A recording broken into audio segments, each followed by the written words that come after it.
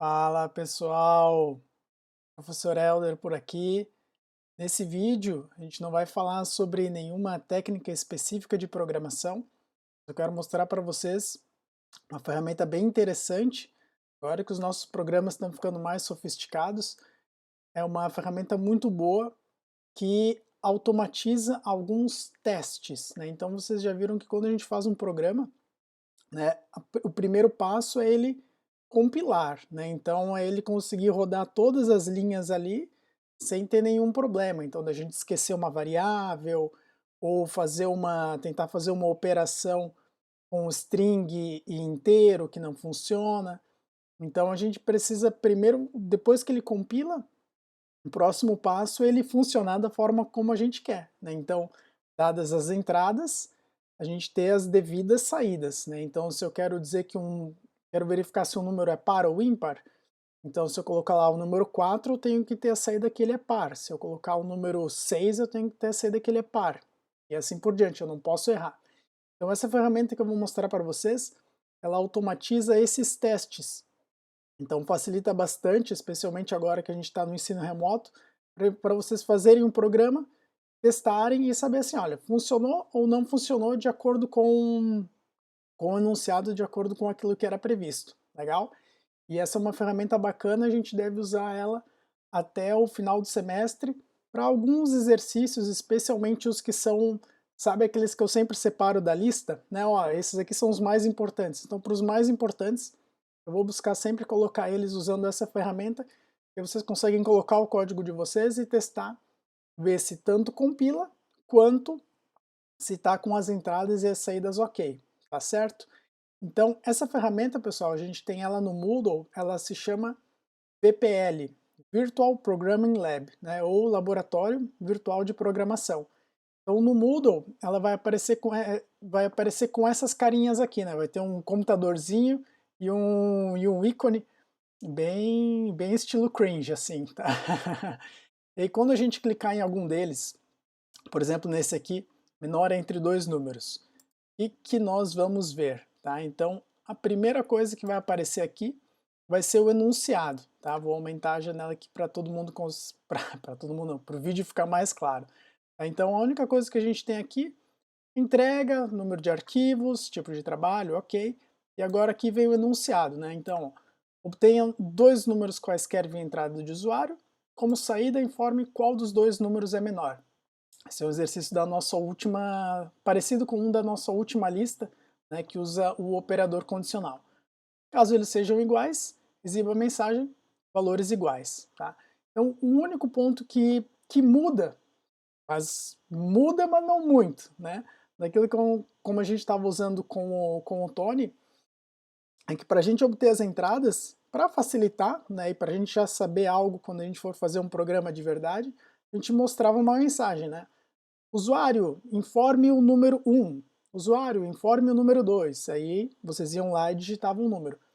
Como aqui o VPL, o Moodle é que vai fazer o teste para nós não colocamos essa mensagem, tá? Então a gente só obtém direto a entrada. Essa é a única coisa que a gente precisa prestar atenção na hora de usar esse sistema aqui. De qualquer forma, eu sempre coloco esse detalhezinho no enunciado. Então, que é o que eu coloquei aqui, ó. Para obter as entradas, não exiba nenhuma mensagem, utilize diretamente o input. Se vocês lembrarem lá no vídeo sobre entrada e saída, eu comentei, né, que o input, a gente pode ou não colocar uma mensagem ali dentro. Então, nesse caso aqui, a gente não coloca, né? Então, eu coloquei um exemplinho aqui, ó, float para conversão, input. Então, vai converter diretamente a entrada, que vem automático, para um número em ponto flutuante. E aí, para a saída, neste caso aqui, exiba diretamente o número sem a mensagem, ou a mensagem caso eles sejam iguais. Né? Então, a gente tem aqui a entrada e saída. Então, entre o 9 e 10, quem é menor, o 9. Entre o 13 e o menos 9,5, é o 9, menos 9,5. Entre 1 e 1, exibe a mensagem em valores iguais. Tá? Então, é um exercício bem simples, vocês já estão feras aí, vão conseguir fazer de olho fechado. Tá? Mas aí, pessoal, o que a gente tem, o que tem de diferente aqui no VPL? Tá? Então, aqui no VPL a gente tem três opções. Tá? Tem a opção enviar, tem a opção editar e tem a opção visualizar envios, tá? Então vamos começar aqui com a opção enviar.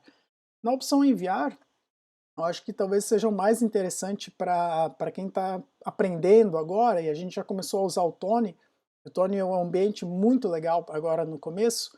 Então no enviar, nós vamos enviar uma solução para esse problema que eu passei, né, para esse problema que está na descrição. Então aqui é a gente fazer o upload de um arquivo qualquer, como a gente está acostumado a fazer com o Moodle, né? Então aqui eu tenho já um código-fonte que resolve esse problema, né? Bem simplesinho. Vejam que eu deixei as minhas entradas vazias, né? Sem nenhuma mensagem. Poderia colocar, poderia, mas aqui no caso do VPL a gente deixa sem. E aí a gente só faz as verificações aqui e dá como saída, né, o respectivo número, que é o menor deles, ou informa se eles são iguais. Então só vou fazer o upload aqui para a gente ver a parte que é mais interessante. Escolha o arquivo. Aqui, exemplo VPL, abrir, enviar. Tá?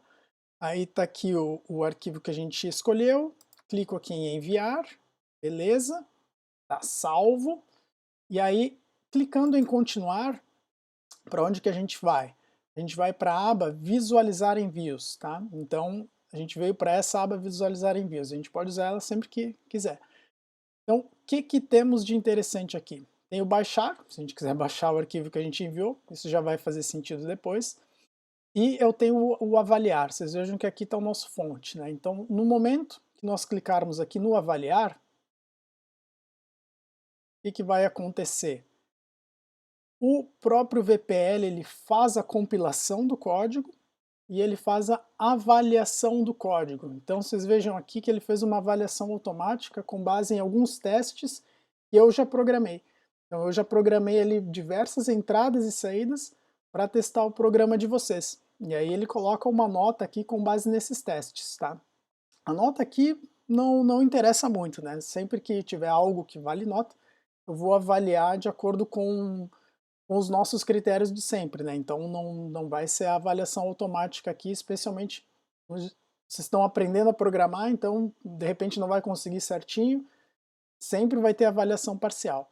E aí o que acontece aqui? A gente tem o sumário dos testes, né? Então para esse exemplo eu fiz 3 testes e aqui aparece a seguinte mensagem, olha, 3 testes executados, 3 testes aprovados. Então por isso que ficou aqui a minha nota 10 nesse caso aqui, tá? Então essa avaliação, o teste automático. Agora vamos ver o que acontece se a gente errasse. Tá? Então, só para mostrar isso, eu vou apagar esse arquivo aqui, tá? E aí a gente vai fazer um do zero. Depois eu mostro isso aqui para vocês com mais calma, como é que funciona tudo isso. Então estou apagando o arquivo que eu enviei, beleza? Vamos voltar aqui para a descrição, tá? Só para a gente fazer um outro caminho. Então estou aqui na descrição, e aí agora o que eu quero fazer? Eu quero usar esse editar aqui, que nem eu disse, né? Mostrar um outro caminho para vocês sobre como a gente pode usar aqui o VPL, que é bem prático também. Então se nós viermos aqui no editar, o que vai aparecer? Vai aparecer um editor bem semelhante a uma ideia bem simples de desenvolvimento, e a primeira coisa que a gente é solicitado é um nome de arquivo, ou seja, aqui a gente pode editar o nosso código-fonte normalmente. Então vou colocar aqui código, e aí uma dica, lembrem-se de colocar .py, né, que é o .py ou a extensão do programa de vocês, dependendo da linguagem, e se a gente colocar... Olha a minha cachorrinha!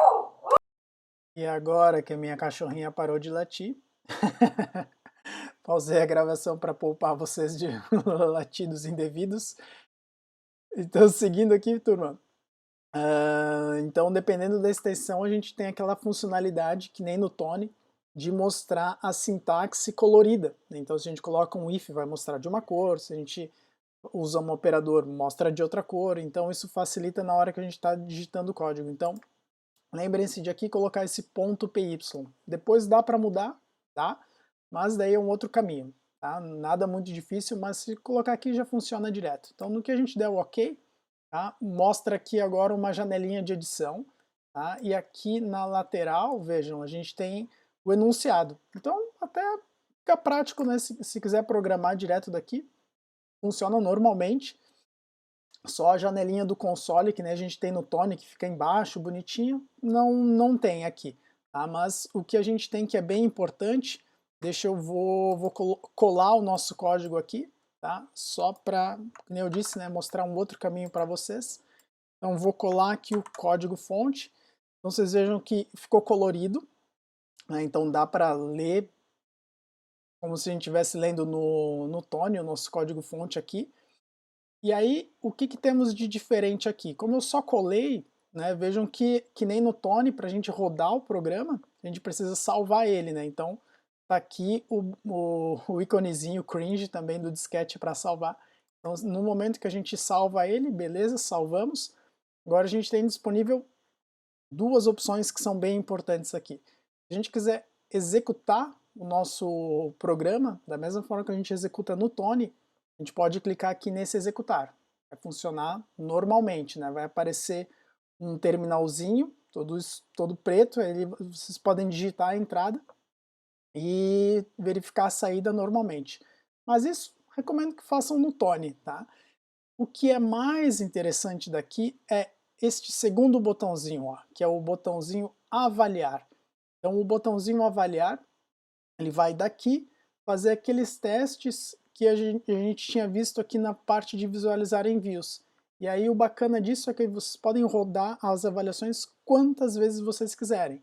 Então se eu clicar aqui no avaliar, vai compilar, vai rodar os testes, e aí aqui ele já me dá uma mensagem, olha, executei 3 testes, passou, nota 10, tá?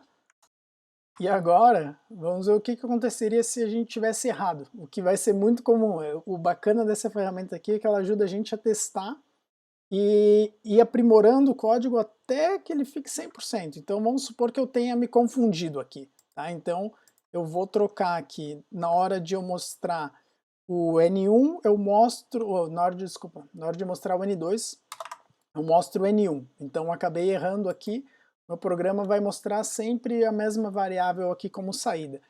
Então no momento que a gente escolher a avaliação agora, o que vai acontecer?